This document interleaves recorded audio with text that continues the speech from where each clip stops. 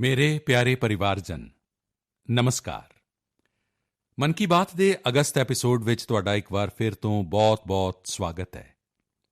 ਮੈਨੂੰ ਯਾਦ ਨਹੀਂ ਕਿ ਕਦੇ ਏਦਾਂ ਹੋਇਆ ਹੋਵੇ ਕਿ ਸਾਵਣ ਦੇ ਮਹੀਨੇ 'ਚ ਦੋ ਵਾਰ ਮਨ ਕੀ ਬਾਤ ਪ੍ਰੋਗਰਾਮ ਹੋਇਆ, ਪਰ ਇਸ ਵਾਰ ਅਜਿਹਾ ਹੋ ਰਿਹਾ ਹੈ। ਸਾਵਣ ਭਾਵ ਮਹਾਸ਼ਿਵ ਦਾ ਮਹੀਨਾ, ਉਤਸਵ ਤੇ ਖੁਸ਼ੀ ਦਾ ਮਹੀਨਾ।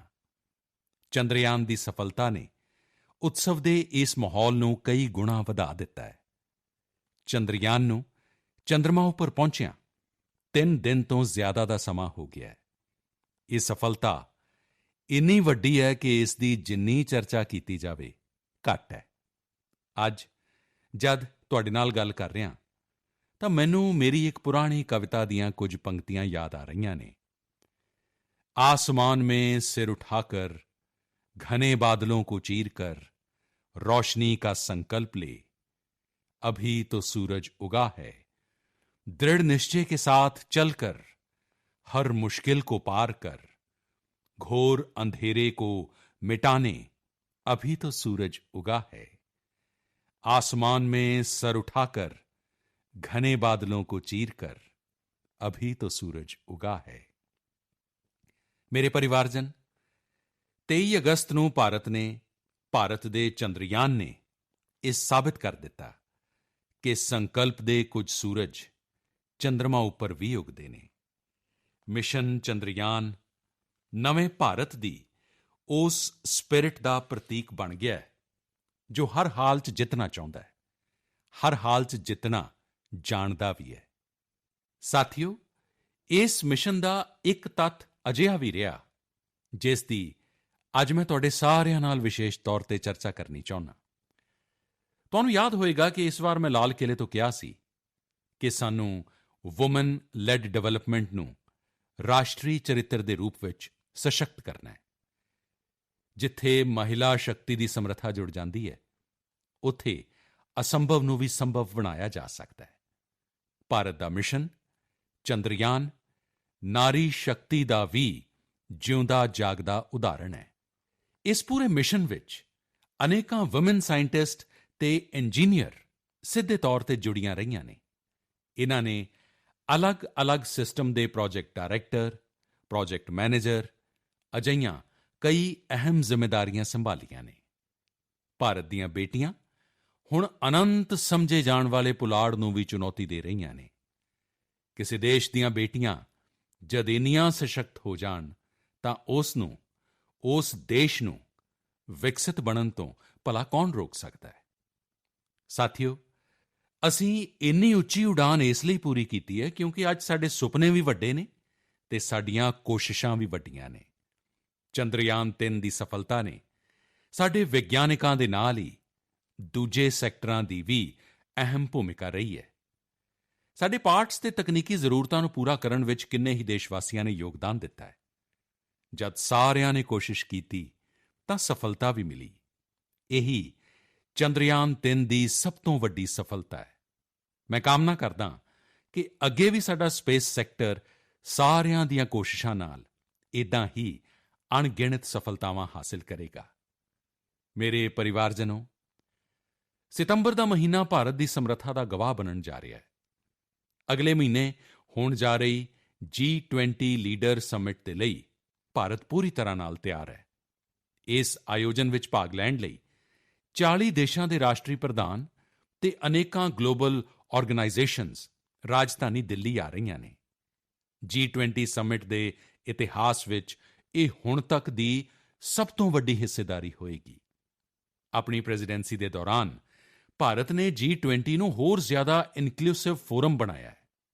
ਭਾਰਤ ਦੇ ਸੱਦੇ ਉੱਪਰ ਹੀ ਅਫਰੀਕੀ ਯੂਨੀਅਨ ਵੀ G20 ਨਾਲ ਜੁੜੀ ਅਤੇ ਅਫਰੀਕਾ ਦੇ ਲੋਕਾਂ ਦੀ ਆਵਾਜ਼ ਦੁਨੀਆ ਦੇ ਇਸ ਅਹਿਮ ਪਲੇਟਫਾਰਮ ਤੱਕ ਪਹੁੰਚੀ। ਸਾਥੀਓ, ਪਿਛਲੇ ਸਾਲ ਬਾਲੀ ਵਿੱਚ ਭਾਰਤ ਨੂੰ G20 ਦੀ ਪ੍ਰਧਾਨਗੀ ਮਿਲਣ ਤੋਂ ਬਾਅਦ ਹੁਣ ਤੱਕ ਇੰਨਾ ਕੁਝ ਹੋਇਆ ਹੈ ਜੋ ਸਾਨੂੰ ਮਾਣ ਨਾਲ ਭਰ ਦਿੰਦਾ ਹੈ। ਦਿੱਲੀ ਵਿੱਚ ਵੱਡੇ-ਵੱਡੇ ਪ੍ਰੋਗਰਾਮਾਂ ਦੀ ਪਰੰਪਰਾ ਤੋਂ ਹਟ ਕੇ ਅਸੀਂ ਇਸ ਨੂੰ ਦੇਸ਼ ਦੇ ਅਲੱਗ-ਅਲੱਗ ਸ਼ਹਿਰਾਂ ਵਿੱਚ ਲੈ ਗਏ। ਦੇਸ਼ ਦੇ 60 ਸ਼ਹਿਰਾਂ ਵਿੱਚ ਇਸ ਨਾਲ ਜੁੜੀਆਂ ਤਕਰੀਬਨ 200 ਬੈਠਕਾਂ ਦਾ ਆਯੋਜਨ ਕੀਤਾ ਗਿਆ। G20 ਦੇ ਡੈਲੀਗੇਟਸ ਜਿੱਥੇ ਵੀ ਗਏ, ਲੋਕਾਂ ਨੇ ਬੜੀ ਗਰਮਜੋਸ਼ੀ ਦੇ ਨਾਲ ਉਨ੍ਹਾਂ ਦਾ ਸਵਾਗਤ ਕੀਤਾ। G20 ਡੈਲੀਗੇਟਸ ਸਾਡੇ ਦੇਸ਼ ਦੀ ਡਾਇਵਰਸਿਟੀ ਵੇਖ ਕੇ, ਸਾਡੀ ਵਾਈਬ੍ਰੈਂਟ ਡੈਮੋਕ੍ਰੇਸੀ ਵੇਖ ਕੇ ਬਹੁਤ ਹੀ ਪ੍ਰਭਾਵਿਤ ਹੋਏ। ਉਨ੍ਹਾਂ ਨੂੰ ਇਹ ਵੀ ਅਹਿਸਾਸ ਹੋਇਆ ਕਿ ਭਾਰਤ ਵਿੱਚ ਕਿੰਨੀਆਂ ਸਾਰੀਆਂ ਸੰਭਾਵਨਾਵਾਂ ਨੇ। ਸਾਥੀਓ, G20 ਦੀ ਸਾਡੀ ਪ੍ਰੈਜ਼ੀਡੈਂਸੀ ਪੀਪਲਜ਼ ਪ੍ਰੈਜ਼ੀਡੈਂਸੀ ਹੈ, ਜਿਸ ਵਿੱਚ ਜਨ ਭਾਗੀਦਾਰੀ ਦੀ ਭਾਵਨਾ ਸਭ ਤੋਂ ਅੱਗੇ ਹੈ।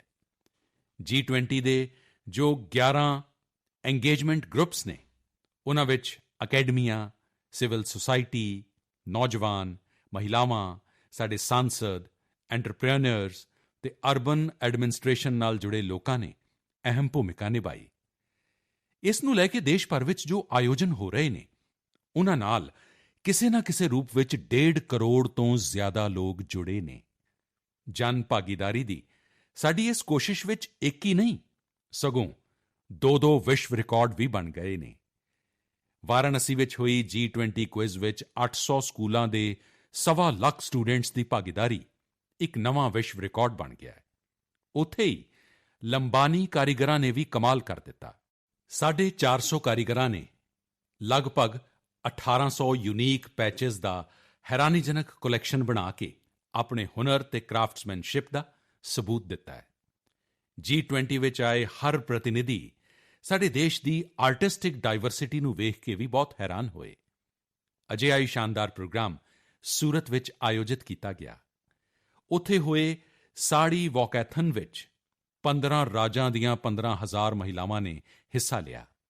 ਇਸ ਪ੍ਰੋਗਰਾਮ ਨਾਲ ਸੂਰਤ ਦੀ ਟੈਕਸਟਾਈਲ ਇੰਡਸਟਰੀ ਨੂੰ ਤਾਂ ਉਤਸ਼ਾਹ ਮਿਲਿਆ ਹੀ, ਵੋਕਲ ਫਾਰ ਲੋਕਲ ਨੂੰ ਵੀ ਬਲ ਮਿਲਿਆ ਅਤੇ ਲੋਕਲ ਲਈ ਗਲੋਬਲ ਹੋਣ ਦਾ ਰਾਹ ਵੀ ਬਣਿਆ। ਸ਼੍ਰੀਨਗਰ ਵਿੱਚ G20 ਦੀ ਬੈਠਕ ਤੋਂ ਬਾਅਦ ਕਸ਼ਮੀਰ ਦੇ ਸੈਲਾਨੀਆਂ ਦੀ ਗਿਣਤੀ ਵਿੱਚ ਭਾਰੀ ਵਾਧਾ ਵੇਖਿਆ ਜਾ ਰਿਹਾ ਹੈ। ਮੈਂ ਸਾਰੇ ਦੇਸ਼ ਵਾਸੀਆਂ ਨੂੰ ਕਹਾਂਗਾ ਕਿ ਆਓ ਮਿਲ ਕੇ G20 ਸੰਮੇਲਨ ਨੂੰ ਸਫਲ ਬਣਾਈਏ, ਦੇਸ਼ ਦਾ ਮਾਣ ਵਧਾਈਏ। ਮੇਰੇ ਪਰਿਵਾਰਜਨੋ, ਮਨ ਕੀ ਬਾਤ ਦੇ ਐਪੀਸੋਡ ਵਿੱਚ ਅਸੀਂ ਆਪਣੀ ਨੌਜਵਾਨ ਪੀੜ੍ਹੀ ਦੀ ਸਮਰੱਥਾ ਦੀ ਚਰਚਾ ਅਕਸਰ ਕਰਦੇ ਰਹਿੰਦੇ ਹਾਂ। ਅੱਜ ਖੇਡਾਂ ਇੱਕ ਅਜਿਹਾ ਖੇਤਰ ਹੈ ਜਿੱਥੇ ਸਾਡੇ ਨੌਜਵਾਨ ਨਿਰੰਤਰ ਨਵੀਆਂ ਸਫਲਤਾਵਾਂ ਹਾਸਿਲ ਕਰ ਰਹੇ ਨੇ। ਮੈਂ ਅੱਜ ਮਨ ਕੀ ਬਾਤ ਵਿੱਚ ਇੱਕ ਅਜਿਹੇ ਟੂਰਨਾਮੈਂਟ ਦੀ ਗੱਲ ਕਰਾਂਗਾ ਜਿੱਥੇ ਹਾਲ ਹੀ 'ਚ ਸਾਡੇ ਦੇਸ਼ ਦੇ ਖਿਡਾਰੀਆਂ ਨੇ ਦੇਸ਼ ਦਾ ਪਰਚਮ ਲਹਿਰਾਇਆ ਹੈ। ਕੁਝ ਹੀ ਦਿਨ ਪਹਿਲਾਂ ਚੀਨ ਵਿੱਚ ਵਰਲਡ ਯੂਨੀਵਰਸਿਟੀ ਗੇਮਜ਼ ਹੋਈਆਂ ਸਨ। ਇਨ੍ਹਾਂ ਖੇਡਾਂ ਵਿੱਚ ਇਸ ਵਾਰ ਭਾਰਤ ਦੀ ਬੈਸਟ ਐਵਰ ਪਰਫਾਰਮੈਂਸ ਰਹੀ ਹੈ। ਸਾਡੇ ਖਿਡਾਰੀਆਂ ਨੇ ਕੁੱਲ 26 ਪਦਕ ਜਿੱਤੇ, ਜਿਨ੍ਹਾਂ ਵਿੱਚੋਂ 11 ਗੋਲਡ ਮੈਡਲ ਸਨ। ਤੁਹਾਨੂੰ ਇਹ ਜਾਣ ਕੇ ਚੰਗਾ ਲੱਗੇਗਾ ਕਿ 1959 ਤੋਂ ਲੈ ਕੇ ਹੁਣ ਤੱਕ ਜਿੰਨੀਆਂ ਵਰਲਡ ਯੂਨੀਵਰਸਿਟੀ ਗੇਮਜ਼ ਹੋਈਆਂ ਨੇ, ਉਨ੍ਹਾਂ ਵਿੱਚ ਜਿੱਤੇ ਗਏ ਸਾਰੇ ਮੈਡਲਾਂ ਨੂੰ ਜੋੜ ਦਈਏ ਤਾਂ ਵੀ ਇਹ ਗਿਣਤੀ 18 ਤੱਕ ਹੀ ਪਹੁੰਚਦੀ ਹੈ। ਇੰਨੇ ਦਹਾਕਿਆਂ ਵਿੱਚ ਸਿਰਫ 18, ਜਦਕਿ ਇਸ ਵਾਰ ਸਾਡੇ ਖਿਡਾਰੀਆਂ ਨੇ 26 ਮੈਡਲ ਜਿੱਤ ਲਏ। ਇਸ ਲਈ ਵਰਲਡ ਯੂਨੀਵਰਸਿਟੀ ਗੇਮਜ਼ ਵਿੱਚ ਮੈਡਲ ਜਿੱਤਣ ਵਾਲੇ ਕੁਝ ਨੌਜਵਾਨ ਖਿਡਾਰੀ, ਵਿਦਿਆਰਥੀ ਇਸ ਵੇਲੇ ਫੋਨ ਲਾਈਨ 'ਤੇ ਮੇਰੇ ਨਾਲ ਜੁੜੇ ਹੋਏ ਨੇ। ਮੈਂ ਸਭ ਤੋਂ ਪਹਿਲਾਂ ਇਨ੍ਹਾਂ ਬਾਰੇ ਤੁਹਾਨੂੰ ਦੱਸ ਦੇਵਾਂ। ਯੂਪੀ ਦੀ ਰਹਿਣ ਵਾਲੀ ਪ੍ਰਗਤੀ ਨੇ ਆਰਚਰੀ ਵਿੱਚ ਮੈਡਲ ਜਿੱਤਿਆ। ਆਸਾਮ ਦੇ ਰਹਿਣ ਵਾਲੇ ਅਮਲਾਨ ਨੇ ਐਥਲੈਟਿਕਸ 'ਚ ਮੈਡਲ ਜਿੱਤਿਆ। ਯੂਪੀ ਦੀ ਰਹਿਣ ਵਾਲੀ ਪ੍ਰਿਯੰਕਾ ਨੇ ਰੇਸ ਵਾਕ ਵਿੱਚ ਮੈਡਲ ਜਿੱਤਿਆ। ਮਹਾਰਾਸ਼ਟਰ ਦੀ ਰਹਿਣ ਵਾਲੀ ਅਭਿਦੰਨਿਆ ਨੇ ਸ਼ੂਟਿੰਗ ਵਿੱਚ ਮੈਡਲ ਜਿੱਤਿਆ। ਮੇਰੇ ਪਿਆਰੇ ਨੌਜਵਾਨ ਖਿਡਾਰੀਓ, ਨਮਸਕਾਰ। ਨਮਸਤੇ ਸਰ। ਮੈਨੂੰ ਤੁਹਾਡੇ ਨਾਲ ਗੱਲ ਕਰਕੇ ਬਹੁਤ ਚੰਗਾ ਲੱਗ ਰਿਹਾ। ਮੈਂ ਸਭ ਤੋਂ ਪਹਿਲਾਂ ਭਾਰਤ ਦੀਆਂ ਯੂਨੀਵਰਸਿਟੀਆਂ ਵਿੱਚੋਂ ਸਿਲੈਕਟ ਕੀਤੀ ਗਈ ਟੀਮ, ਤੁਸੀਂ ਲੋਕਾਂ ਨੇ ਜੋ ਭਾਰਤ ਦਾ ਨਾਮ ਰੌਸ਼ਨ ਕੀਤਾ ਹੈ, ਇਸ ਲਈ ਮੈਂ ਤੁਹਾਨੂੰ ਸਭ ਨੂੰ ਵਧਾਈ ਦਿੰਦਾ। ਤੁਸੀਂ ਵਰਲਡ ਯੂਨੀਵਰਸਿਟੀ ਗੇਮਜ਼ ਵਿੱਚ ਆਪਣੇ ਪ੍ਰਦਰਸ਼ਨ ਨਾਲ ਹਰ ਦੇਸ਼ਵਾਸੀ ਦਾ ਸਿਰ ਮਾਣ ਨਾਲ ਉੱਚਾ ਕਰ ਦਿੱਤਾ ਹੈ। ਤਾਂ ਸਭ ਤੋਂ ਪਹਿਲਾਂ ਮੈਂ ਤੁਹਾਨੂੰ ਬਹੁਤ-ਬਹੁਤ ਵਧਾਈ ਦਿੰਦਾ। ਪ੍ਰਗਤੀ, ਮੈਂ ਇਸ ਗੱਲਬਾਤ ਦੀ ਸ਼ੁਰੂਆਤ ਤੁਹਾਡੇ ਤੋਂ ਕਰ ਰਿਹਾ। ਤੁਸੀਂ ਸਭ ਤੋਂ ਪਹਿਲਾਂ ਮੈਨੂੰ ਇਹ ਦੱਸੋ ਕਿ 2 ਮੈਡਲ ਜਿੱਤਣ ਤੋਂ ਬਾਅਦ ਤੁਸੀਂ ਜਦ ਇੱਥੋਂ ਗਏ, ਉਦੋਂ ਇਹ ਸੋਚਿਆ ਸੀ ਕਿ ਅਤੇ ਇੰਨੀ ਵੱਡੀ ਜਿੱਤ ਪ੍ਰਾਪਤ ਕੀਤੀ ਤਾਂ ਕੀ ਮਹਿਸੂਸ ਹੋ ਰਿਹਾ? ਸਰ, ਬਹੁਤ ਪ੍ਰਾਊਡ ਫੀਲ ਕਰ ਰਹੀ ਸੀ ਮੈਂ। ਮੈਨੂੰ ਇੰਨਾ ਚੰਗਾ ਲੱਗ ਰਿਹਾ ਸੀ ਕਿ ਮੈਂ ਆਪਣੇ ਦੇਸ਼ ਦਾ ਝੰਡਾ ਇੰਨੂੰ ਕੁ ਉੱਚਾ ਲਹਿਰਾ ਕੇ ਆਈ ਹਾਂ ਕਿ ਇੱਕ ਵਾਰ ਤਾਂ ਠੀਕ ਹੈ ਕਿ ਗੋਲਡ ਫਾਈਟ ਵਿੱਚ ਪਹੁੰਚੇ ਸਾਂ, ਉਸ ਨੂੰ ਲੂਜ਼ ਕੀਤਾ ਸੀ ਤਾਂ ਰਿਗਰੈਟ ਹੋ ਰਿਹਾ ਸੀ, ਪਰ ਦੂਜੀ ਵਾਰ ਇਹ ਸੀ ਦਿਮਾਗ ਵਿੱਚ ਕਿ ਹੁਣ ਕੁਝ ਵੀ ਹੋ ਜਾਵੇ, ਇਹਨਾਂ ਨੂੰ ਹੇਠਾਂ ਨਹੀਂ ਜਾਣ ਦੇਣਾ। ਇਸ ਨੂੰ ਹਰ ਹਾਲ ਵਿੱਚ ਸਭ ਤੋਂ ਉੱਚਾ ਲਹਿਰਾ ਕੇ ਹੀ ਆਉਣਾ ਹੈ। ਜਦੋਂ ਅਸੀਂ ਫਾਈਟ ਨੂੰ ਲਾਸਟ ਵਿੱਚ ਜਿੱਤੇ ਸੀ ਤਾਂ ਉਹੀ ਪੋਡੀਅਮ ਉੱਪਰ ਅਸੀਂ ਲੋਕਾਂ ਨੇ ਬਹੁਤ ਹੀ ਵਧੀਆ ਤਰੀਕੇ ਨਾਲ ਸੈਲੀਬ੍ਰੇਟ ਕੀਤਾ ਸੀ। ਉਹ ਮੂਮੈਂਟ ਬਹੁਤ ਹੀ ਚੰਗਾ ਸੀ। ਇੰਨਾ ਪ੍ਰਾਊਡ ਫੀਲ ਹੋ ਰਿਹਾ ਸੀ ਕਿ ਮਤਲਬ ਹਿਸਾਬ ਹੀ ਨਹੀਂ ਸੀ ਉਸ ਦਾ। ਪ੍ਰਗਤੀ, ਤੁਹਾਨੂੰ ਤਾਂ ਫਿਜ਼ੀਕਲ ਬਹੁਤ ਵੱਡੀਆਂ ਪ੍ਰੋਬਲਮਸ ਆਈਆਂ ਨੇ, ਉਹਨਾਂ ਤੋਂ ਤੁਸੀਂ ਉੱਭਰ ਕੇ ਆਏ। ਇਹ ਆਪਣੇ ਆਪ ਵਿੱਚ ਦੇਸ਼ ਦੇ ਨੌਜਵਾਨਾਂ ਲਈ ਬੜਾ ਇੰਸਪਾਇਰਿੰਗ ਹੈ। ਕੀ ਹੋਇਆ ਸੀ ਤੁਹਾਨੂੰ? ਸਰ 5 ਮਈ 2020 ਵਿੱਚ ਮੈਨੂੰ ਸਰ ਬ੍ਰੇਨ ਹੈਮਰੇਜ ਹੋਇਆ ਸੀ। ਮੈਂ ਵੈਂਟੀਲੇਟਰ ਉੱਪਰ ਸੀ। ਕੁਝ ਕਨਫਰਮੇਸ਼ਨ ਨਹੀਂ ਸੀ ਕਿ ਬਚਾਂਗੀ ਜਾਂ ਨਹੀਂ, ਤੇ ਬਚਾਂਗੀ ਤਾਂ ਕਿਵੇਂ ਬਚਾਂਗੀ। ਬਟ ਇੰਨਾ ਸੀ ਕਿ ਹਾਂ, ਮੈਨੂੰ ਅੰਦਰ ਤੋਂ ਹਿੰਮਤ ਸੀ ਕਿ ਮੈਂ ਵਾਪਸ ਜਾਣਾ ਹੈ, ਗਰਾਊਂਡ ਉੱਪਰ ਖੜੇ ਹੋਣਾ ਹੈ, ਐਰੋ ਚਲਾਉਣੇ ਨੇ। ਮੇਰੀ ਜ਼ਿੰਦਗੀ ਬਚਾਈ ਹੈ ਤਾਂ ਸਭ ਤੋਂ ਵੱਡਾ ਹੱਥ ਭਗਵਾਨ ਦਾ, ਉਸ ਤੋਂ ਬਾਅਦ ਡਾਕਟਰ ਦਾ, ਫਿਰ ਆਰਚਰੀ ਦਾ। ਸਾਡੇ ਨਾਲ ਅਮਲਾਨ ਵੀ ਹੈ। ਅਮਲਾਨ, ਜ਼ਰਾ ਦੱਸੋ ਤੁਹਾਡੀ ਐਥਲੈਟਿਕਸ ਦੇ ਪ੍ਰਤੀ ਇੰਨੀ ਜ਼ਿਆਦਾ ਰੁਚੀ ਕਿਵੇਂ ਡਿਵੈਲਪ ਹੋਈ? ਜੀ ਨਮਸਕਾਰ ਸਰ। ਨਮਸਕਾਰ। ਨਮਸਕਾਰ ਸਰ, ਐਥਲੈਟਿਕਸ ਦੇ ਪ੍ਰਤੀ ਤਾਂ ਪਹਿਲਾਂ ਇੰਨੀ ਰੁਚੀ ਨਹੀਂ ਸੀ। ਪਹਿਲਾਂ ਅਸੀਂ ਫੁੱਟਬਾਲ ਵਿੱਚ ਜ਼ਿਆਦਾ ਸੀ। ਬਟ ਜਿਵੇਂ ਜਿਵੇਂ ਮੇਰੇ ਭਰਾ ਦਾ ਇੱਕ ਦੋਸਤ ਹੈ, ਉਹਨਾਂ ਨੇ ਮੈਨੂੰ ਕਿਹਾ ਕਿ ਅਮਲਾਨ, ਤੈਨੂੰ ਐਥਲੈਟਿਕਸ ਵਿੱਚ ਕੰਪੀਟੀਸ਼ਨ 'ਚ ਜਾਣਾ ਚਾਹੀਦਾ ਹੈ। ਤਾਂ ਮੈਂ ਸੋਚਿਆ ਕਿ ਚਲੋ ਠੀਕ ਹੈ। ਤਾਂ ਪਹਿਲਾਂ ਜਦ ਮੈਂ ਸਟੇਟ ਮੀਟ ਖੇਡੀ ਤਾਂ ਉਸ ਵਿੱਚ ਮੈਂ ਹਾਰ ਗਿਆ। ਹਾਰ ਮੈਨੂੰ ਚੰਗੀ ਨਹੀਂ ਲੱਗੀ, ਤਾਂ ਅਜਿਹਾ ਕਰਦੇ ਕਰਦੇ ਮੈਂ ਐਥਲੈਟਿਕਸ ਵਿੱਚ ਆ ਗਿਆ। ਫਿਰ ਇੱਦਾਂ ਹੀ ਹੌਲੀ ਹੌਲੀ ਹੁਣ ਮਜ਼ਾ ਆਉਣ ਲੱਗ ਪਿਆ, ਤਾਂ ਤਿਵੇਂ ਹੀ ਮੇਰੀ ਰੁਚੀ ਵੀ ਵੱਧ ਗਈ। ਅਮਲਾਨ, ਜ਼ਰਾ ਦੱਸੋ ਜ਼ਿਆਦਾਤਰ ਪ੍ਰੈਕਟਿਸ ਕਿੱਥੇ ਕੀਤੀ? ਜ਼ਿਆਦਾਤਰ ਮੈਂ ਹੈਦਰਾਬਾਦ ਵਿੱਚ ਪ੍ਰੈਕਟਿਸ ਕੀਤੀ ਹੈ, ਸਾਈ ਰੈਡੀ ਸਰ ਦੇ ਅੰਡਰ। ਫਿਰ ਉਸ ਤੋਂ ਬਾਅਦ ਭੁਵਨੇਸ਼ਵਰ ਵਿੱਚ ਸ਼ਿਫਟ ਹੋ ਗਿਆ, ਤਾਂ ਉੱਥੋਂ ਮੇਰੀ ਪ੍ਰੋਫੈਸ਼ਨਲੀ ਸ਼ੁਰੂਆਤ ਹੋਈ ਸਰ। ਅੱਛਾ, ਸਾਡੇ ਨਾਲ ਪ੍ਰਿਯੰਕਾ ਵੀ ਹੈ। ਪ੍ਰਿਯੰਕਾ, ਤੁਸੀਂ 20 ਕਿਲੋਮੀਟਰ ਰੇਸ ਵਾਕ ਟੀਮ ਦਾ ਹਿੱਸਾ ਸੀ। ਸਾਰਾ ਦੇਸ਼ ਅੱਜ ਤੁਹਾਨੂੰ ਸੁਣ ਰਿਹਾ ਹੈ ਅਤੇ ਉਹ ਸਪੋਰਟ ਦੇ ਬਾਰੇ ਜਾਣਨਾ ਚਾਹੁੰਦੇ ਨੇ।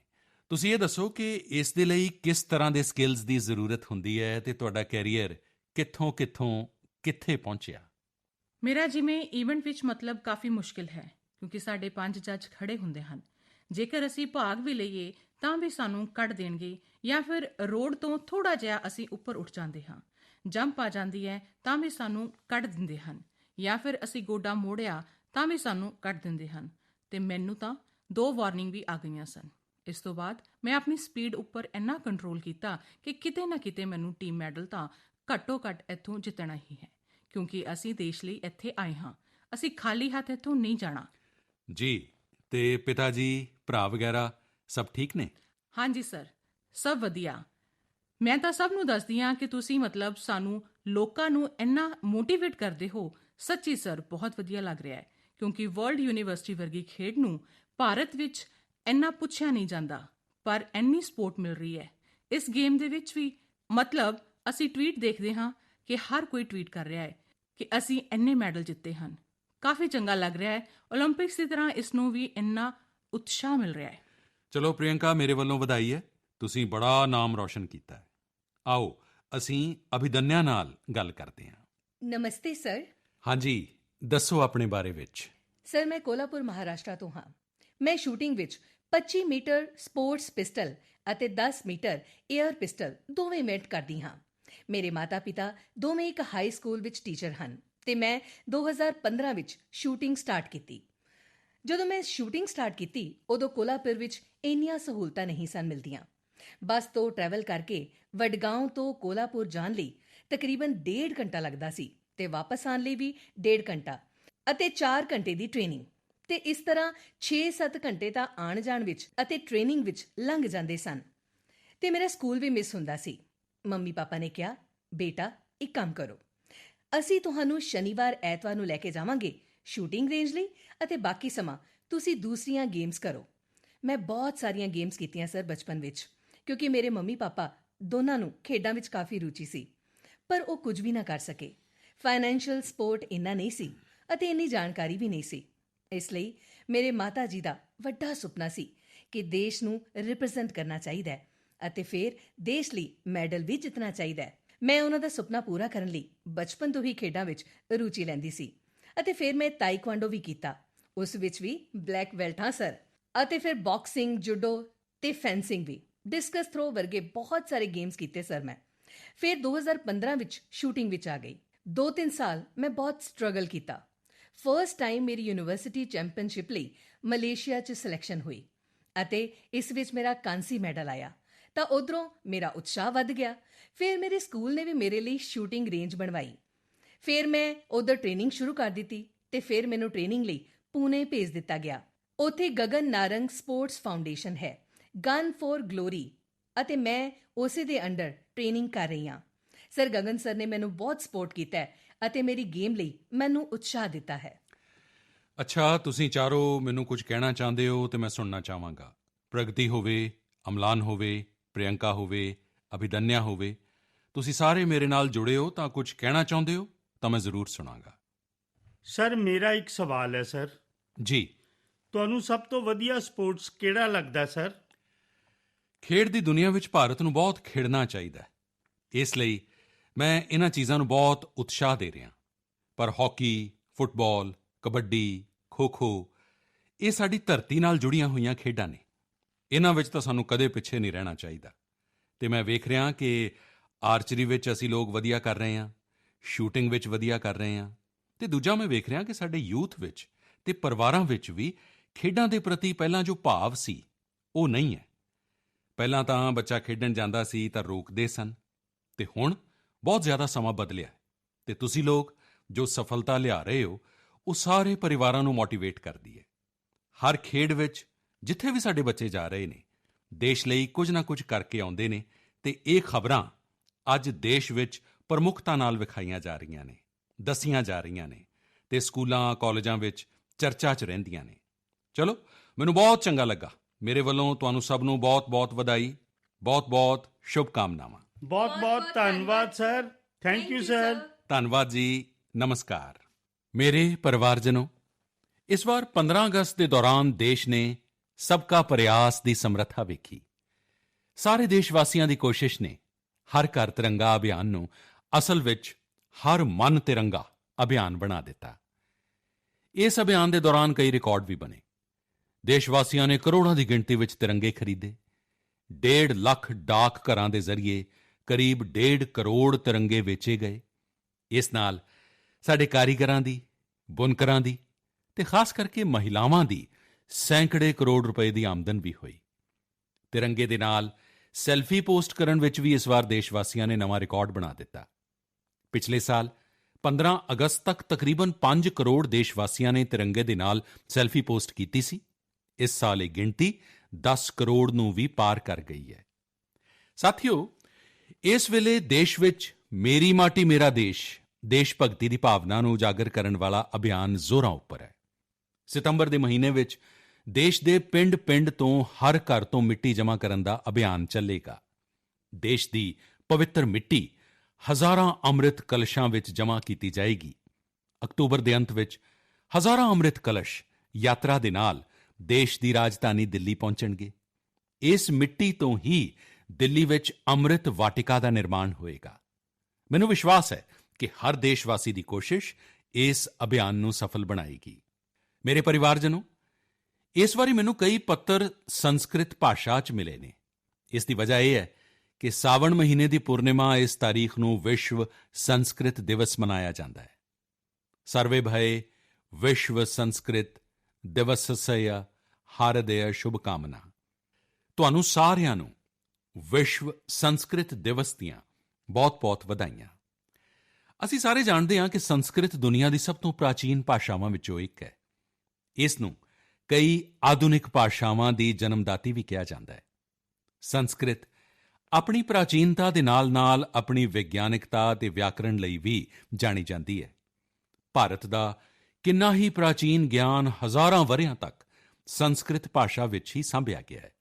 ਯੋਗ, ਆਯੁਰਵੇਦ ਅਤੇ ਫਿਲਾਸਫੀ ਵਰਗੇ ਵਿਸ਼ਿਆਂ ਉੱਪਰ ਖੋਜ ਕਰਨ ਵਾਲੇ ਲੋਕ ਹੁਣ ਜ਼ਿਆਦਾ ਤੋਂ ਜ਼ਿਆਦਾ ਸੰਸਕ੍ਰਿਤ ਸਿੱਖ ਰਹੇ ਨੇ।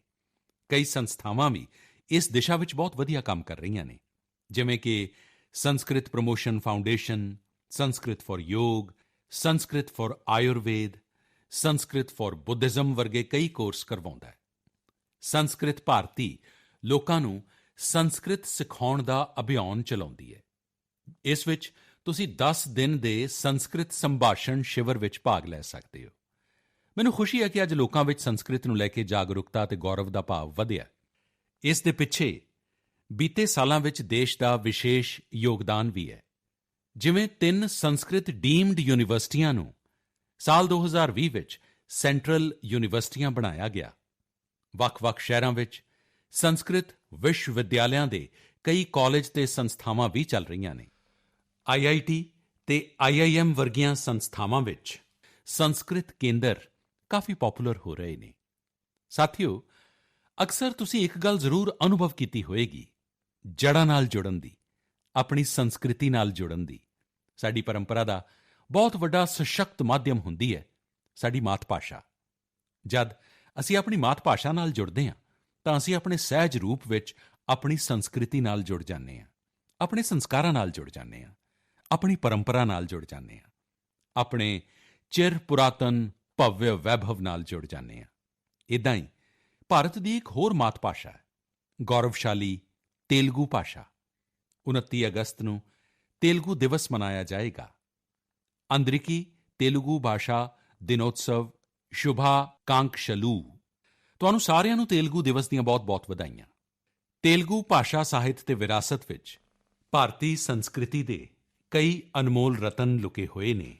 ਤੇਲਗੂ ਦੀ ਇਸ ਵਿਰਾਸਤ ਦਾ ਲਾਭ ਪੂਰੇ ਦੇਸ਼ ਨੂੰ ਮਿਲੇ, ਇਸ ਲਈ ਯਤਨ ਕੀਤੇ ਜਾ ਰਹੇ ਨੇ। ਮੇਰੇ ਪਰਿਵਾਰਜਨੋ, ਮਨ ਕੀ ਬਾਤ ਦੇ ਕਈ ਐਪੀਸੋਡਸ ਵਿੱਚ ਅਸੀਂ ਟੂਰਿਜ਼ਮ ਉੱਪਰ ਗੱਲ ਕੀਤੀ ਹੈ। ਚੀਜ਼ਾਂ ਜਾਂ ਸਥਾਨਾਂ ਨੂੰ ਖੁਦ ਵੇਖਣਾ, ਸਮਝਣਾ ਤੇ ਕੁਝ ਪਲ ਉਹਨਾਂ ਨੂੰ ਜੀਣਾ ਇੱਕ ਵੱਖਰਾ ਅਨੁਭਵ ਦਿੰਦਾ ਹੈ। ਕੋਈ ਸਮੁੰਦਰ ਦਾ ਕਿੰਨਾ ਹੀ ਵਰਣਨ ਕਰ ਦੇਵੇ, ਪਰ ਅਸੀਂ ਸਮੁੰਦਰ ਨੂੰ ਵੇਖੇ ਬਿਨਾਂ ਉਸ ਦੀ ਵਿਸ਼ਾਲਤਾ ਨੂੰ ਮਹਿਸੂਸ ਨਹੀਂ ਕਰ ਸਕਦੇ। ਕੋਈ ਹਿਮਾਲਿਆ ਦਾ ਕਿੰਨਾ ਹੀ ਵਿਖਿਆਨ ਕਰ ਦੇਵੇ, ਲੇਕਿਨ ਅਸੀਂ ਹਿਮਾਲਿਆ ਨੂੰ ਵੇਖੇ ਬਿਨਾਂ ਉਸ ਦੀ ਸੁੰਦਰਤਾ ਦਾ ਅੰਦਾਜ਼ਾ ਨਹੀਂ ਲਗਾ ਸਕਦੇ। ਇਸੇ ਲਈ ਮੈਂ ਅਕਸਰ ਤੁਹਾਨੂੰ ਸਾਰਿਆਂ ਨੂੰ ਇਹ ਬੇਨਤੀ ਕਰਦਾ ਕਿ ਜਦੋਂ ਵੀ ਮੌਕਾ ਮਿਲੇ, ਸਾਨੂੰ ਆਪਣੇ ਦੇਸ਼ ਦੀ ਬਿਊਟੀ, ਆਪਣੇ ਦੇਸ਼ ਦੀ ਡਾਇਵਰਸਿਟੀ, ਉਸ ਨੂੰ ਵੇਖਣ ਜ਼ਰੂਰ ਜਾਣਾ ਚਾਹੀਦਾ ਹੈ। ਅਕਸਰ ਅਸੀਂ ਇੱਕ ਹੋਰ ਗੱਲ ਵੀ ਵੇਖਦੇ ਹਾਂ ਕਿ ਭਾਵੇਂ ਅਸੀਂ ਦੁਨੀਆ ਦਾ ਕੋਨਾ-ਕੋਨਾ ਛਾਣ ਲਈਏ, ਪਰ ਆਪਣੇ ਹੀ ਸ਼ਹਿਰ ਜਾਂ ਰਾਜ ਦੀਆਂ ਕਈ ਬਿਹਤਰੀਨ ਥਾਵਾਂ ਤੇ ਚੀਜ਼ਾਂ ਤੋਂ ਅਣਜਾਣ ਹੁੰਦੇ ਹਾਂ। ਕਈ ਵਾਰ ਅਜਿਹਾ ਹੁੰਦਾ ਹੈ ਕਿ ਲੋਕ ਆਪਣੇ ਹੀ ਸ਼ਹਿਰ ਦੇ ਇਤਿਹਾਸਿਕ ਸਥਾਨਾਂ ਬਾਰੇ ਨਹੀਂ ਜਾਣਦੇ। ਅਜਿਹਾ ਹੀ ਕੁਝ ਧਨਪਾਲ ਜੀ ਦੇ ਨਾਲ ਹੋਇਆ। ਧਨਪਾਲ ਜੀ ਬੰਗਲੁਰੂ ਦੇ ਟਰਾਂਸਪੋਰਟ ਆਫਿਸ ਵਿੱਚ ਡਰਾਈਵਰ ਦਾ ਕੰਮ ਕਰਦੇ ਸਨ। ਤਕਰੀਬਨ 17 ਸਾਲ ਪਹਿਲਾਂ ਉਹਨਾਂ ਨੂੰ ਸਾਈਟ ਸੀਇੰਗ ਵਿੰਗ ਵਿੱਚ ਜ਼ਿੰਮੇਵਾਰੀ ਮਿਲੀ ਸੀ। ਇਸ ਨੂੰ ਹੁਣ ਲੋਕ ਬੰਗਲੁਰੂ ਦਰਸ਼ਨੀ ਦੇ ਨਾਮ ਨਾਲ ਜਾਣਦੇ ਨੇ। ਧਨਪਾਲ ਜੀ ਸੈਲਾਨੀਆਂ ਨੂੰ ਸ਼ਹਿਰ ਦੇ ਵੱਖ-ਵੱਖ ਸੈਰ ਸਪਾਟੇ ਵਾਲੀਆਂ ਥਾਵਾਂ 'ਤੇ ਲੈ ਕੇ ਜਾਇਆ ਕਰਦੇ ਸਨ। ਅਜਿਹੇ ਹੀ ਇੱਕ ਟ੍ਰਿਪ ਉੱਪਰ ਕਿਸੇ ਸੈਲਾਨੀ ਨੇ ਉਹਨਾਂ ਨੂੰ ਪੁੱਛ ਲਿਆ ਕਿ ਬੰਗਲੁਰੂ ਵਿੱਚ ਟੈਂਕ ਨੂੰ ਸਿੰਕੀ ਟੈਂਕ ਕਿਉਂ ਕਿਹਾ ਜਾਂਦਾ ਹੈ। ਉਹਨਾਂ ਨੂੰ ਬਹੁਤ ਹੀ ਖਰਾਬ ਲੱਗਾ ਕਿ ਉਹਨਾਂ ਨੂੰ ਇਸ ਦਾ ਜਵਾਬ ਪਤਾ ਹੀ ਨਹੀਂ ਸੀ। ਅਜਿਹੇ ਵਿੱਚ ਉਹਨਾਂ ਨੇ ਖੁਦ ਦੀ ਜਾਣਕਾਰੀ ਵਧਾਉਣ ਉੱਪਰ ਫੋਕਸ ਕੀਤਾ। ਆਪਣੀ ਵਿਰਾਸਤ ਨੂੰ ਜਾਣਨ ਦੇ ਇਸ ਜਨੂੰਨ ਵਿੱਚ ਉਹਨਾਂ ਨੂੰ ਅਨੇਕਾਂ ਪੱਥਰ ਤੇ ਸ਼ਿਲਾਲੇਖ ਮਿਲੇ। ਇਸ ਕੰਮ ਵਿੱਚ ਧਨਪਾਲ ਜੀ ਦਾ ਮਨ ਅਜਿਹਾ ਰਮਿਆ ਕਿ ਉਹਨਾਂ ਨੇ ਐਪੀਗ੍ਰਾਫੀ ਭਾਵ ਸ਼ਿਲਾਲੇਖਾਂ ਨਾਲ ਜੁੜੇ ਵਿਸ਼ੇ ਵਿੱਚ ਡਿਪਲੋਮਾ ਵੀ ਕਰ ਲਿਆ। ਹਾਲਾਂਕਿ ਹੁਣ ਉਹ ਰਿਟਾਇਰ ਹੋ ਚੁੱਕੇ ਨੇ, ਪਰ ਬੰਗਲੁਰੂ ਦੇ ਇਤਿਹਾਸ ਨੂੰ ਛਾਨਣ ਦਾ ਉਹਨਾਂ ਦਾ ਸ਼ੌਂਕ ਹੁਣ ਵੀ ਬਰਕਰਾਰ ਹੈ। ਸਾਥੀਓ, ਮੈਨੂੰ ਬ੍ਰਾਇਨ ਡੀ ਖਾਰਪਰਨ ਦੇ ਬਾਰੇ ਦੱਸਦਿਆਂ ਬੇਹੱਦ ਖੁਸ਼ੀ ਹੋ ਰਹੀ ਹੈ।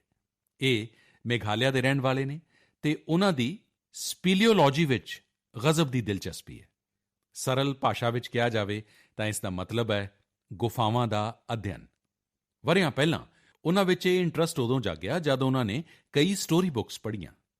1964 ਵਿੱਚ ਉਹਨਾਂ ਨੇ ਇੱਕ ਸਕੂਲੀ ਵਿਦਿਆਰਥੀ ਦੇ ਰੂਪ ਵਿੱਚ ਆਪਣਾ ਪਹਿਲਾ ਐਕਸਪਲੋਰੇਸ਼ਨ ਕੀਤਾ। 1990 ਵਿੱਚ ਉਹਨਾਂ ਨੇ ਆਪਣੇ ਦੋਸਤ ਦੇ ਨਾਲ ਮਿਲ ਕੇ ਇੱਕ ਐਸੋਸੀਏਸ਼ਨ ਦੀ ਸਥਾਪਨਾ ਕੀਤੀ ਤੇ ਇਸ ਦੇ ਜ਼ਰੀਏ ਮੇਘਾਲਿਆ ਦੀਆਂ ਅਣਜਾਣ ਗੁਫਾਵਾਂ ਦੇ ਬਾਰੇ ਪਤਾ ਲਾਉਣਾ ਸ਼ੁਰੂ ਕੀਤਾ। ਦੇਖਦੇ ਹੀ ਦੇਖਦੇ ਉਹਨਾਂ ਨੇ ਆਪਣੀ ਟੀਮ ਦੇ ਨਾਲ ਮੇਘਾਲਿਆ ਦੀ 1700 ਤੋਂ ਜ਼ਿਆਦਾ ਗੁਫਾਵਾਂ ਦੀ ਖੋਜ ਕਰ ਲਈ ਤੇ ਰਾਜ ਨੂੰ ਵਰਲਡ ਕੇਵ ਮੈਪ 'ਤੇ ਲਿਆ ਦਿੱਤਾ। ਭਾਰਤ ਦੀ ਸਭ ਤੋਂ ਲੰਬੀ ਤੇ ਗਹਿਰੀ ਗੁਫਾਵਾਂ ਵਿੱਚੋਂ ਕੁਝ ਮੇਘਾਲਿਆ 'ਚ ਮੌਜੂਦ ਨੇ। ਬ੍ਰਾਇਨ ਜੀ ਤੇ ਉਹਨਾਂ ਦੀ ਟੀਮ ਨੇ ਕੇਵ ਫੌਨਾ ਯਾਨੀ ਗੁਫਾ ਦੇ ਉਹਨਾਂ ਜੀਵ ਜੰਤੂਆਂ ਨੂੰ ਵੀ ਡਾਕੂਮੈਂਟ ਕੀਤਾ ਹੈ ਜੋ ਦੁਨੀਆ 'ਚ ਹੋਰ ਕਿਤੇ ਨਹੀਂ ਪਾਏ ਜਾਂਦੇ। ਮੈਂ ਇਸ ਪੂਰੀ ਟੀਮ ਦੇ ਯਤਨਾਂ ਦੀ ਸ਼ਲਾਘਾ ਕਰਦਾ। ਨਾਲ ਹੀ ਮੇਰੀ ਸਲਾਹ ਵੀ ਹੈ ਕਿ ਤੁਸੀਂ ਮੇਘਾਲਿਆ ਦੀਆਂ ਗੁਫਾਵਾਂ 'ਚ ਘੁੰਮਣ ਦਾ ਪਲਾਨ ਜ਼ਰੂਰ ਬਣਾਓ। ਮੇਰੇ ਪਰਿਵਾਰਜਨੋ, ਤੁਸੀਂ ਸਾਰੇ ਜਾਣਦੇ ਹੀ ਹੋ ਕਿ ਡੇਅਰੀ ਸੈਕਟਰ ਸਾਡੇ ਦੇਸ਼ ਦੇ ਸਭ ਤੋਂ ਇੰਪੋਰਟੈਂਟ ਸੈਕਟਰ ਵਿੱਚੋਂ ਇੱਕ ਹੈ। ਸਾਡੀਆਂ ਮਾਤਾਵਾਂ ਅਤੇ ਭੈਣਾਂ ਦੇ ਜੀਵਨ ਵਿੱਚ ਵੱਡਾ ਪਰਿਵਰਤਨ ਲਿਆਉਣ ਵਿੱਚ ਤਾਂ ਇਸ ਦੀ ਬਹੁਤ ਹੀ ਅਹਿਮ ਭੂਮਿਕਾ ਰਹੀ ਹੈ। ਕੁਝ ਦਿਨ ਪਹਿਲਾਂ ਮੈਨੂੰ ਗੁਜਰਾਤ ਦੀ ਬਨਾਸ ਡੇਅਰੀ ਦੇ ਨਾਲ ਇੰਟਰੈਸਟਿੰਗ ਇਨੀਸ਼ੀਏਟਿਵ ਸੰਬੰਧੀ ਜਾਣਕਾਰੀ ਮਿਲੀ। ਬਨਾਸ ਡੇਅਰੀ ਏਸ਼ੀਆ ਦੀ ਸਭ ਤੋਂ ਵੱਡੀ ਡੇਅਰੀ ਮੰਨੀ ਜਾਂਦੀ ਹੈ। ਇੱਥੇ ਹਰ ਰੋਜ਼ ਔਸਤਨ 75 ਲੱਖ ਲੀਟਰ ਦੁੱਧ ਪ੍ਰੋਸੈਸ ਕੀਤਾ ਜਾਂਦਾ ਹੈ। ਇਸ ਤੋਂ ਬਾਅਦ ਇਸ ਨੂੰ ਦੂਜੇ ਰਾਜਾਂ ਵਿੱਚ ਭੇਜਿਆ ਜਾਂਦਾ ਹੈ। ਦੂਜੇ ਰਾਜਾਂ 'ਚ ਇੱਥੋਂ ਦੇ ਦੁੱਧ ਦੀ ਸਮੇਂ 'ਤੇ ਡਿਲੀਵਰੀ ਹੋਵੇ, ਇਸ ਲਈ ਹੁਣ ਤੱਕ ਟੈਂਕਰ ਜਾਂ ਫਿਰ ਮਿਲਕ ਟ੍ਰੇਨਸ ਦਾ ਸਹਾਰਾ ਲਿਆ ਜਾਂਦਾ ਸੀ। ਲੇਕਿਨ ਇਸ ਵਿੱਚ ਵੀ ਚੁਣੌਤੀਆਂ ਘੱਟ ਨਹੀਂ ਸੀ। ਇੱਕ ਤਾਂ ਇਹ ਕਿ ਲੋਡਿੰਗ ਤੇ ਅਨਲੋਡਿੰਗ 'ਚ ਸਮਾਂ ਬਹੁਤ ਲੱਗਦਾ ਸੀ ਅਤੇ ਕਈ ਵਾਰ ਇਸ ਵਿੱਚ ਦੁੱਧ ਵੀ ਖਰਾਬ ਹੋ ਜਾਂਦਾ ਸੀ। ਇਸ ਸਮੱਸਿਆ ਨੂੰ ਦੂਰ ਕਰਨ ਲਈ ਭਾਰਤੀ ਰੇਲਵੇ ਨੇ ਇੱਕ ਨਵਾਂ ਪ੍ਰਯੋਗ ਕੀਤਾ। ਰੇਲਵੇ ਨੇ ਪਾਲਨਪੁਰ ਤੋਂ ਨਿਊ ਰੇਵਾੜੀ ਤੱਕ ਟਰੱਕ ਔਨ ਟਰੈਕ ਦੀ ਸੁਵਿਧਾ ਸ਼ੁਰੂ ਕੀਤੀ। ਇਸ ਵਿੱਚ ਦੁੱਧ ਦੇ ਟਰੱਕਾਂ ਨੂੰ ਸਿੱਧਾ ਟ੍ਰੇਨ 'ਤੇ ਚੜ੍ਹਾ ਦਿੱਤਾ ਜਾਂਦਾ ਹੈ, ਯਾਨੀ ਟਰਾਂਸਪੋਰਟੇਸ਼ਨ ਦੀ ਬਹੁਤ ਵੱਡੀ ਦਿੱਕਤ ਇਸ ਨਾਲ ਦੂਰ ਹੋਈ ਹੈ। ਟਰੱਕ ਔਨ ਟਰੈਕ ਸੁਵਿਧਾ ਦੇ ਨਤੀਜੇ ਬਹੁਤ ਹੀ ਸੰਤੋਸ਼ ਦੇਣ ਵਾਲੇ ਰਹੇ ਨੇ। ਪਹਿਲਾਂ ਜਿਸ ਦੁੱਧ ਨੂੰ ਪਹੁੰਚਣ 'ਚ 30 ਘੰਟੇ ਲੱਗ ਜਾਂਦੇ ਸਨ, ਉਹ ਹੁਣ ਅੱਧੇ ਤੋਂ ਵੀ ਘੱਟ ਸਮੇਂ 'ਚ ਪਹੁੰਚ ਰਿਹਾ ਹੈ। ਇਸ ਨਾਲ ਜਿੱਥੇ ਈਂਧਨ ਨਾਲ ਹੋਣ ਵਾਲਾ ਪ੍ਰਦੂਸ਼ਣ ਰੁਕਿਆ, ਉੱਥੇ ਈਂਧਨ ਦਾ ਖਰਚਾ ਵੀ ਬਚ ਗਿਆ। ਇਸ ਨਾਲ ਬਹੁਤ ਵੱਡਾ ਲਾਭ ਟਰੱਕ ਦੇ ਡਰਾਈਵਰਾਂ ਨੂੰ ਵੀ ਹੋਇਆ, ਉਹਨਾਂ ਦਾ ਜੀਵਨ ਆਸਾਨ ਬਣਿਆ। ਸਾਥੀਓ, ਕਲੈਕਟਿਵ ਐਫਰਟਸ ਨਾਲ ਅੱਜ ਸਾਡੀ ਡੇਅਰੀਜ਼ ਵੀ ਆਧੁਨਿਕ ਸੋਚ ਦੇ ਨਾਲ ਅੱਗੇ ਵਧ ਰਹੀ ਹੈ। ਬਨਾਸ ਡੇਅਰੀ ਨੇ ਵਾਤਾਵਰਣ ਸੰਰਖਣ ਦੀ ਦਿਸ਼ਾ ਵਿੱਚ ਵੀ ਕਿਸ ਤਰ੍ਹਾਂ ਕਦਮ ਅੱਗੇ ਵਧਾਇਆ ਹੈ, ਇਸ ਦਾ ਪਤਾ ਸੀਡ ਬਾਲ ਦਰੱਖਤ ਲਾਉਣ ਦੇ ਅਭਿਆਨ ਤੋਂ ਲੱਗਦਾ ਹੈ। ਵਾਰਾਣਸੀ ਮਿਲਕ ਯੂਨੀਅਨ ਸਾਡੇ ਡੇਅਰੀ ਫਾਰਮਰਜ਼ ਦੀ ਆਮਦਨ ਵਧਾਉਣ ਲਈ ਮੈਨਿਓਰ ਮੈਨੇਜਮੈਂਟ 'ਤੇ ਕੰਮ ਕਰ ਰਹੀ ਹੈ। ਕੇਰਲਾ ਦੀ ਮਾਲਾਬਾਰ ਮਿਲਕ ਯੂਨੀਅਨ ਡੇਅਰੀ ਦਾ ਯਤਨ ਵੀ ਬੇਹੱਦ ਮਹੱਤਵਪੂਰਨ ਹੈ। ਇਹ ਪਸ਼ੂਆਂ ਦੀਆਂ ਬਿਮਾਰੀਆਂ ਦੇ ਇਲਾਜ ਲਈ ਆਯੁਰਵੈਦਿਕ ਦਵਾਈਆਂ ਵਿਕਸਿਤ ਕਰਨ ਵਿੱਚ ਜੁਟੀ ਹੋਈ ਹੈ। ਸਾਥੀਓ, ਅੱਜ ਅਜਿਹੇ ਬਹੁਤ ਸਾਰੇ ਲੋਕ ਨੇ ਜੋ ਡੇਅਰੀ ਨੂੰ ਅਪਣਾ ਕੇ ਇਸ ਨੂੰ ਡਾਇਵਰਸੀਫਾਈ ਕਰ ਰਹੇ ਨੇ। ਰਾਜਸਥਾਨ ਦੇ ਕੋਟਾ 'ਚ ਡੇਅਰੀ ਫਾਰਮ ਚਲਾ ਰਹੇ ਅਮਨਪ੍ਰੀਤ ਸਿੰਘ ਦੇ ਬਾਰੇ ਵੀ ਤੁਹਾਨੂੰ ਜ਼ਰੂਰ ਜਾਣਨਾ ਚਾਹੀਦਾ ਹੈ। ਉਨ੍ਹਾਂ ਡੇਅਰੀ ਦੇ ਨਾਲ ਬਾਇਓਗੈਸ 'ਤੇ ਵੀ ਫੋਕਸ ਕੀਤਾ ਅਤੇ 2 ਬਾਇਓਗੈਸ ਪਲਾਂਟ ਲਗਾਏ। ਇਸ ਨਾਲ ਬਿਜਲੀ ਤੋਂ ਹੋਣ ਵਾਲਾ ਉਹਨਾਂ ਦਾ ਖਰਚਾ ਵੀ ਕਰੀਬ 70% ਘੱਟ ਹੋਇਆ ਹੈ। ਇਹਨਾਂ ਦਾ ਇਹ ਯਤਨ ਦੇਸ਼ ਭਰ ਦੇ ਡੇਅਰੀ ਫਾਰਮਰਾਂ ਨੂੰ ਪ੍ਰੇਰਿਤ ਕਰਨ ਵਾਲਾ ਹੈ। ਅੱਜ ਕਈ ਵੱਡੀਆਂ ਡੇਅਰੀਆਂ ਬਾਇਓਗੈਸ 'ਤੇ ਫੋਕਸ ਕਰ ਰਹੀਆਂ ਨੇ। ਇਸ ਤਰ੍ਹਾਂ ਦੇ ਕਮਿਊਨਿਟੀ ਡਰਿਵਨ ਵੈਲਿਊ ਐਡੀਸ਼ਨ ਬਹੁਤ ਉਤਸ਼ਾਹਿਤ ਕਰਨ ਵਾਲੇ ਨੇ। ਮੈਨੂੰ ਵਿਸ਼ਵਾਸ ਹੈ ਕਿ ਦੇਸ਼ ਭਰ ਵਿੱਚ ਇਸ ਤਰ੍ਹਾਂ ਦੇ ਟ੍ਰੈਂਡਸ ਨਿਰੰਤਰ ਜਾਰੀ ਰਹਿਣਗੇ। ਮੇਰੇ ਪਰਿਵਾਰਜਨੋ, ਮਨ ਕੀ ਬਾਤ ਵਿੱਚ ਅੱਜ ਬਸ ਇੰਨਾ ਹੀ। ਹੁਣ ਤਿਉਹਾਰਾਂ ਦਾ ਮੌਸਮ ਵੀ ਆ ਗਿਆ। ਤੁਹਾਨੂੰ ਸਾਰਿਆਂ ਨੂੰ ਰੱਖੜੀ ਦੀਆਂ ਵੀ ਸ਼ੁਭਕਾਮਨਾਵਾਂ। ਪਰਵ ਉਲਾਸ ਦੇ ਸਮੇਂ ਅਸੀਂ ਵੋਕਲ ਫਾਰ ਲੋਕਲ ਦੇ ਮੰਤਰ ਨੂੰ ਵੀ ਯਾਦ ਰੱਖਣਾ ਹੈ। ਆਤਮ ਨਿਰਭਰ ਭਾਰਤ ਇਹ ਅਭਿਆਨ ਹਰ ਦੇਸ਼ਵਾਸੀ ਦਾ ਆਪਣਾ ਅਭਿਆਨ ਹੈ। ਜਦੋਂ ਤਿਉਹਾਰਾਂ ਦਾ ਮਾਹੌਲ ਹੈ ਤਾਂ ਅਸੀਂ ਆਪਣੀ ਆਸਥਾ ਦੇ ਸਥਾਨਾਂ ਤੇ ਉਸ ਦੇ ਆਸ-ਪਾਸ ਦੇ ਖੇਤਰਾਂ ਨੂੰ ਸਵੱਛਤਾ ਰੱਖਣਾ ਹੀ ਹੈ, ਪਰ ਹਮੇਸ਼ਾ ਦੇ ਲਈ। ਅਗਲੀ ਵਾਰ ਤੁਹਾਡੇ ਨਾਲ ਫੇਰ ਮਨ ਕੀ ਬਾਤ ਹੋਏਗੀ। ਕੁਝ ਨਵੇਂ ਵਿਸ਼ਿਆਂ ਦੇ ਨਾਲ ਮਿਲਾਂਗੇ। ਅਸੀਂ ਦੇਸ਼ ਵਾਸੀਆਂ ਦੇ ਕੁਝ ਨਵੇਂ ਯਤਨਾਂ ਦੀ, ਉਹਨਾਂ ਦੀ ਸਫਲਤਾ ਦੀ ਜੀ ਭਰ ਕੇ ਚਰਚਾ ਕਰਾਂਗੇ। ਉਦੋਂ ਤੱਕ ਲਈ ਮੈਨੂੰ ਵਿਦਾ ਦਿਓ। ਬਹੁਤ ਬਹੁਤ ਧੰਨਵਾਦ। ਨਮਸਕਾਰ।